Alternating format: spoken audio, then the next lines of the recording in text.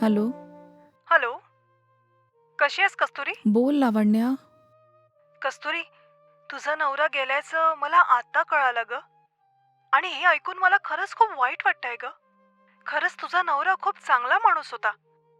तू खूप लकी आहेस की तुला त्यांच्यासारखा नवरा मिळाला. वाईट याच गोष्टीचं वाटतंय की देव इतक्या चांगल्या माणसाला घेऊन गेला. कुणासोबतच असं व्हायला नको ग. तुला कशी साथ देऊ हे कळत नाहीये मला. ही बातमी ऐकली आणि मी एकदम स्तब्ध झालीये ग. मला सांग, तू कशी आहेस? ठीक आहे. अजून काय म्हणू? 7 वर्ष एकमेकांशी प्रेम केल्यानंतर आम्ही लग्न केलं होतं. कोणी विचार नव्हता केला की लग्नानंतर 6 महिन्यात असं होऊन जाईल. खरं सांगायचं तर देवाच्या हं, पण मनात दया नावाची गोष्टच नाही. तुझ्या नवऱ्यासारख्या चांगल्या माणसाला त्यांनी हं, इतक्या लवकर बोलावून घेतलं. काय करणार आता? मला पण त्यांना एकदा भेटायचं होतं. हं. पण माझं नशीबच फुटकं की मला तिकीट नाही मिळालं. माफ कर हं मला. आता मला सांग, पुढे काय करणार आहे तू? मला काहीच कळत नाहीये की मी काय करू? कधी-कधी तर मला असं वाटतं, माझं आयुष्यही संपून जाईल तर बरं होईल. ए, हे असं सगळं का बोलतेस? हं, ए, तुझ्यासाठी मी आहे ना. असं नाही बोलायचं बरं हं, कधी. ठीक आहे? हं, सगळं लवकर ठीक होईल. हं. ठीक आहे लावण्या. तुझ्याशी बोलून खरंच मला खूप भीती वाटतेय. तुला या दुःखातनं बाहेर पडायचं असेल तर हं. तुझ्याच एरियात एक स्वामीजी राहतात. त्यांना तू तुझ्या घरी बोलवून पूजा वगैरे कर, म्हणजे तुझ्या मनाला शांती मिळेल. मी स्वामींच्या व्हॉट्सअपवर तुझ्या घरचं लोकेशन शेअर करते. जर स्वामीजी जसं म्हणतात तसं तू केलंस ना, तर तुझ्या सगळ्या चिंता दूर होतील आणि एका नव्या आयुष्याची सुरुवात करशील तू. मी तुझा नंबर स्वामीजींना पाठवते. ठीक आहे? ठीक आहे. पाठव, बघते. Okay dear. बाय. हं.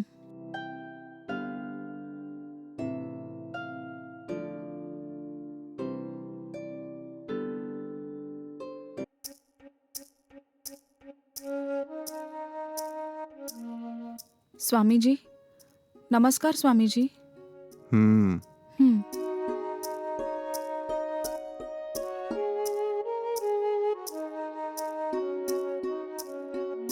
सुखी भव.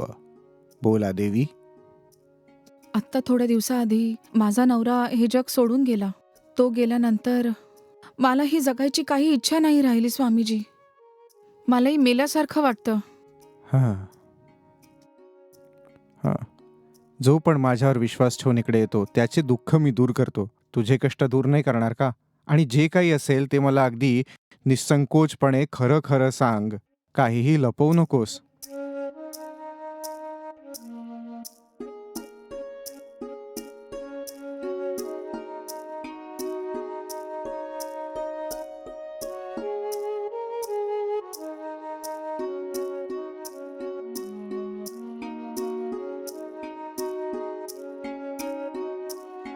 स्वामीजी, हीच समस्या आहे माझ्या आयुष्यात. ठीक आहे, हीच तुझी समस्या आहे की अजून काही आहे? हम्म.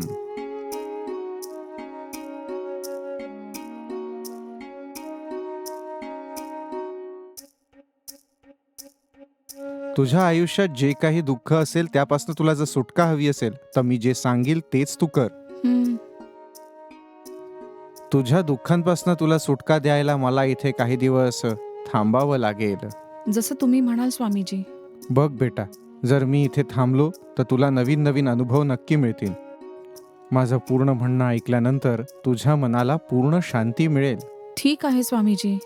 जर तुमच्यामुळे मला शांती मिळेल तर मला खूप आनंद होईल. जसं तुम्ही म्हटलं, माझ्या घरी राहून मला माझ्या संकटांवरून मुक्ती मिळवून द्या. हम्म.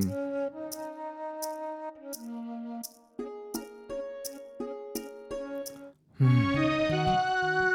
हम्म. कस्तुरी. हां? कस्तुरी. आली स्वामीजी. बोला स्वामीजी. जरा माझ्या जवळ येऊन बस ना. हं?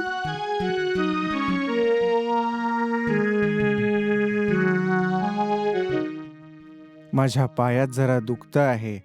जरा स्वामींची सेवा कर ना तू. काय आहे की जर तू माझ्या चरणांना हात लावशील तर तुझ्या सगळ्या समस्या दूर होतील. हं?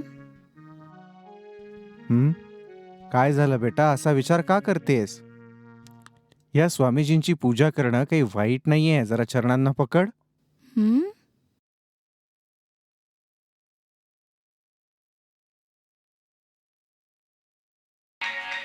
हं,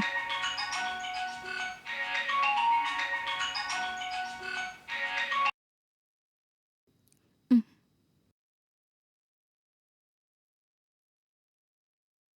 हॅलो.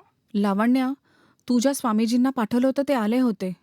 मला म्हणत होते की मी त्यांचे पाय दाबू, त्यांचे हात दाबू. त्यांच्या अशा वागण्यामुळे मी त्यांना हकलून दिलं. असं झालं का? हं. Oh no. मला वाटलं की तो चांगला माणूस असेल. तो तुला पाय दाबवायला म्हणत होता? तुला काय नोकर समजतोय का? ठीक आहे, ते स्वामीजींना गोळी मार. माझ्या ओळखीचे एक सायकॅट्रिस्ट आहेत. त्यांचा नंबर मी तुला पाठवते. तू एकदा त्यांच्याशी फोनवर बोलून घे. ते घरी येऊन तुला उपचार देतील. त्यांच्याकडनं उपचार घेतल्यावर तुझं डिप्रेशन पण कमी होईल. काय ठीक आहे ना? ठीक आहे यार. बाय. हं.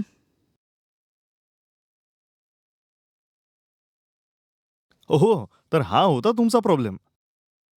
बघा, तुमच्या पतीच्या मृत्यूनंतर तुम्ही खूप डिप्रेस झाला आहात, ज्याने तुमचा मानसिक तणाव खूप वाढला आणि तुम्ही मेंटली डिस्टर्ब न व्हाव्या याची तुम्हाला भीती आहे, बरोबर ना? हं, माझं ऐका, मी तुम्हाला काही टॅबलेट्स लिहून देतो, रोज नित्य नियमाने घ्या. हं.